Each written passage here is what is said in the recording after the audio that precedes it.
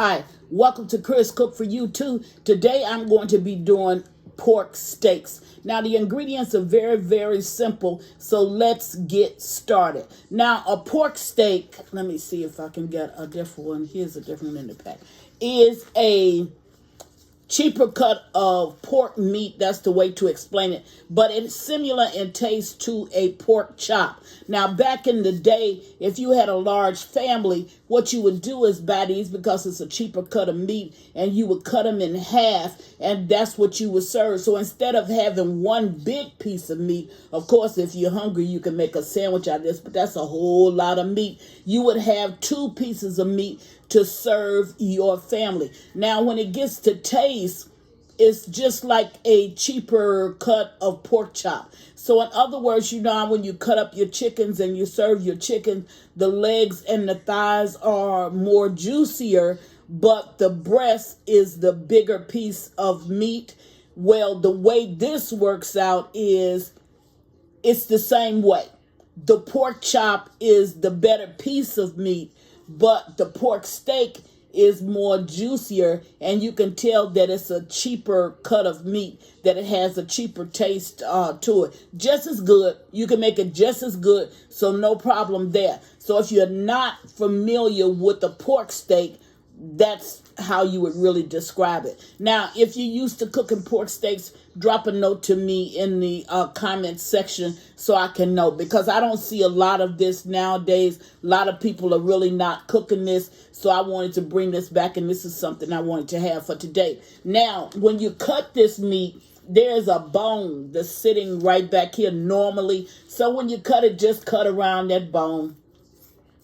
And so now I still got one good piece of meat, and I got another good piece of meat. Now I'm going to be smothering this in gravy because that's what I had a taste for. I'm going to be serving it with rice and mixed vegetables. So down front, here are the ingredients that you're going to need. You're going to need salt. I'm using Himalayan sea salt. You can use just regular salt. You're going to need onion powder and garlic powder. Had I had some paprika, and normally I'm not out of it, I would throw that in there, but it's not necessary. You just want to season this meat up, and you're going to need flour because you're going to fry it, and then you're going to smother it. So you're going to need a little bit of flour to not only coat or cover your pork steaks, but you're going to need a little bit for your gravy as well. And of course, you're going to need some onions. And the onions are sitting over here, so I'm going to chop them up. I'm going to get this ready. I'm going to wash this meat, and then I'm going to season it, and I'll meet you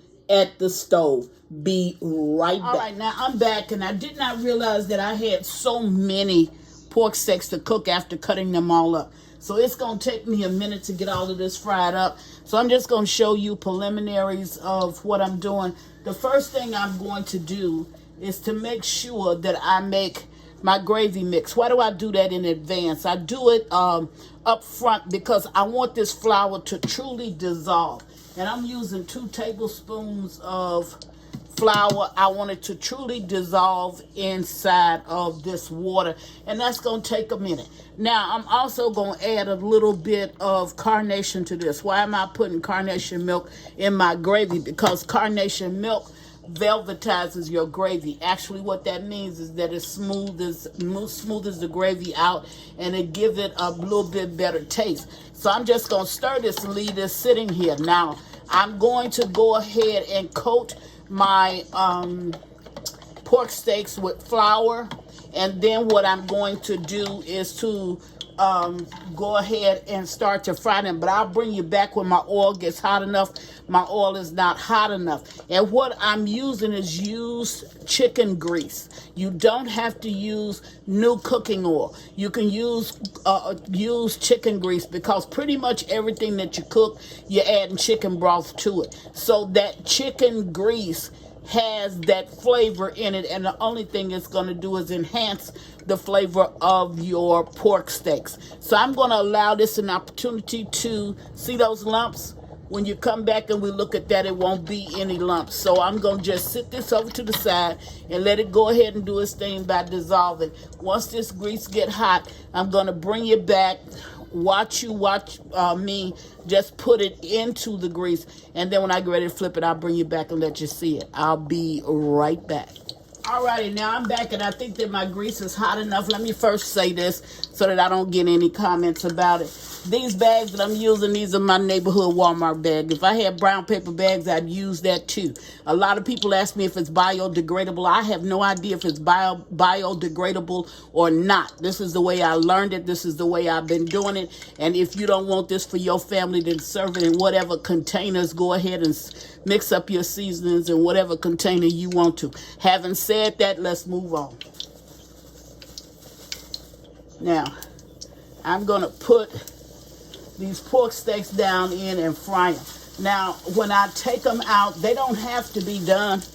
That's not what I'm looking for. I'm looking for that crust and that flavor. So it doesn't matter whether they're done or not, because all that they don't cook in this oil, they're going to cook when I add the gravy, because that's going to be 30 minutes by itself to help to tenderize as well. So all I did was shook them in the flour, adding them to my pan. I'll let them fry up, and I'll bring you back when I get ready to flip. Be right back. Alrighty, so that's pre-cooked on one side, and I'm going to flip it over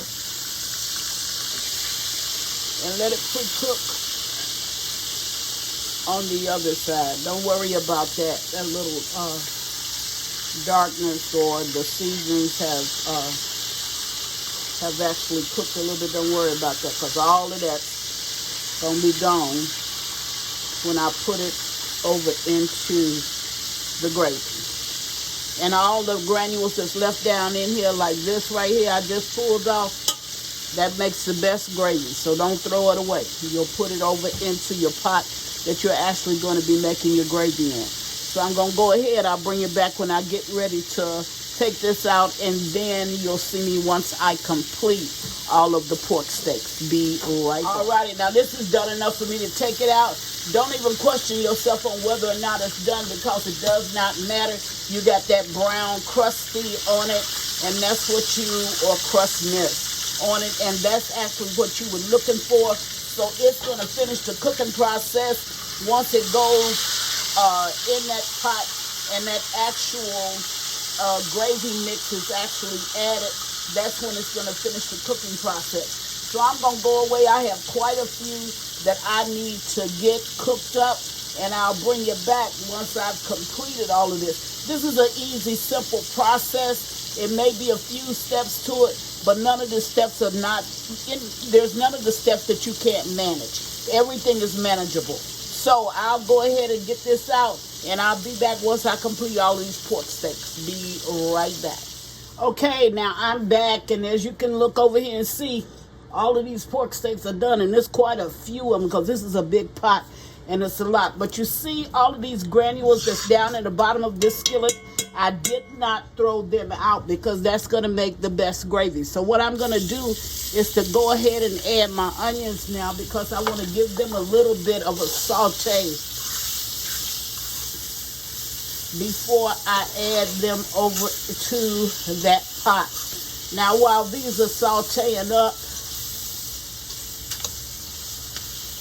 I want to show you the gravy mix that I made in the beginning. You can see everything is settled down here, and it's not as much coloration to the water as it is down here. So I'll just go ahead and mix that back up.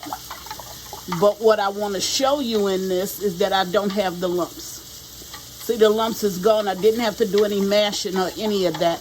I don't have them. Now, you can do this one of two ways. You could take that mixture, the gravy mixture, gravy water, and you can just go ahead and add it into the pot, because along with what you put, the flour that you put on the pork steaks, that's going to be enough along with that to make some very delicious gravy. So you can do it that way if you choose, or you can pour it some in here with these onions once I get them sauteed up just a little bit.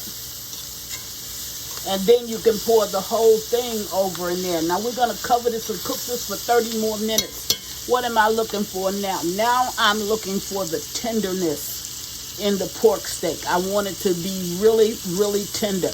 And the way you get that is by allowing that gravy to cook into the meat, and not just pour it on there and then make like a 5-minute gravy. No, if that's what you want to do, you can do that. But it's better to let it all cook together so you can get the flavor not only of the pork steak, but of the used cooking oil that you used over in here, and the onions and all the other seasonings that you put over in there. Now this is really sauteed up enough. Now if you add the gravy to that, and if you add not a lot, sometimes you can get a lump, you can get some lumps back. But don't worry about those lumps, because what will happen is that it's going to reabsorb itself once it hit that other pot. So I'm just going to put enough up in here, and that was like 2 tablespoons of leftover cooking oil that I had down over in there. Now what am I doing? If I add a little bit of water to that, then I'm going to pull up everything that I left in this skillet, which is what I want to do. Now it's already starting to gravy up. See how it's thickening? And because the granules were dark, what it's doing now is it's making a dark, rich gravy. But what I'm going to do is I'm going to go ahead and put it over into my pan, because I don't want it to cook in the skillet. I don't want to cook my finger either with that hot skillet. So I'm going to take this and I'm going to pour it down over into this. Now I'm just scraping the rest of that.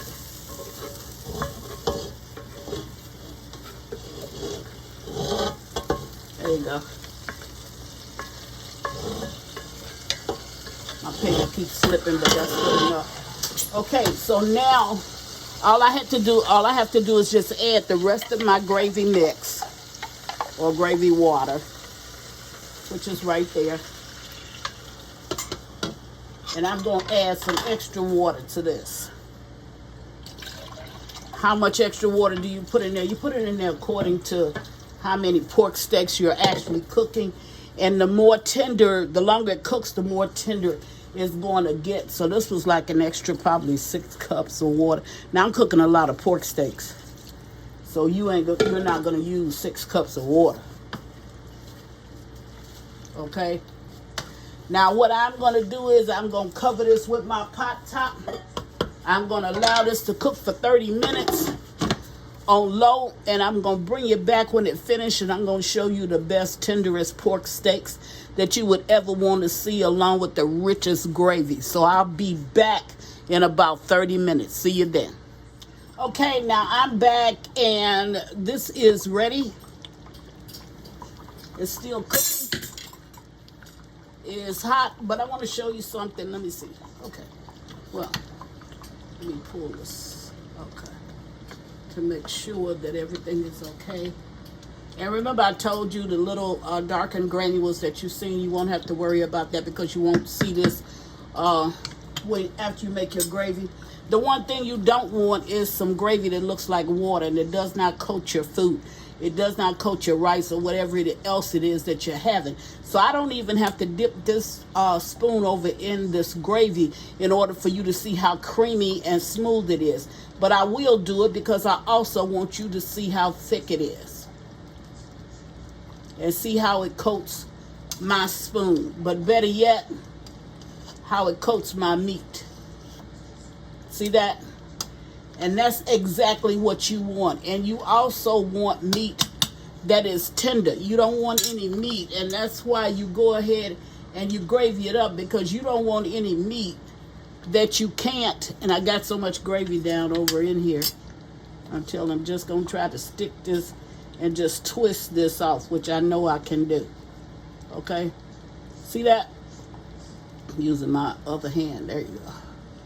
Now, when I stick this, see how I can pull that? There it goes. That little piece. See how I can pull that meat apart?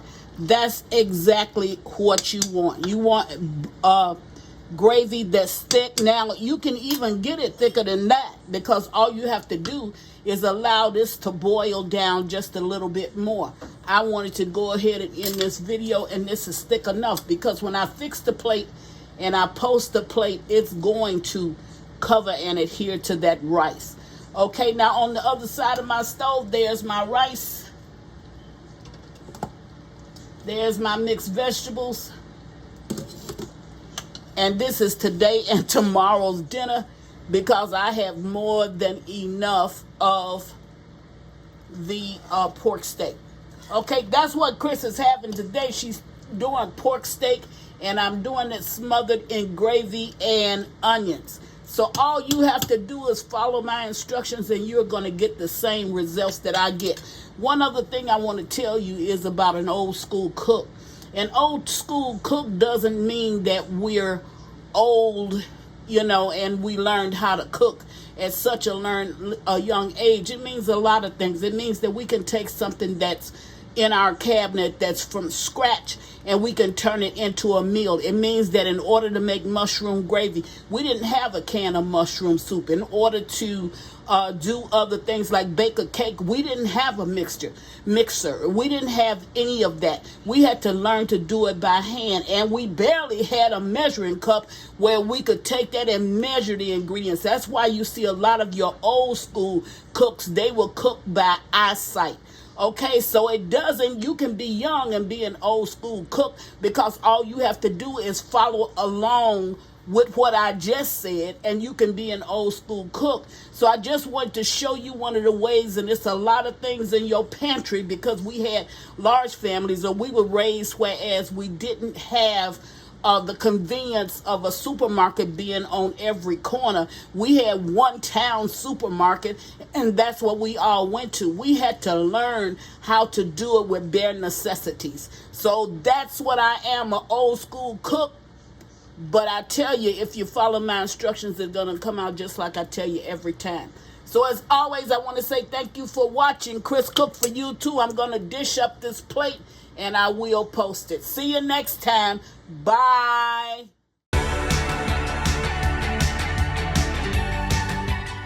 Please follow me on Instagram and Facebook at Chris Cook for you too. And don't forget to share this video. Bye.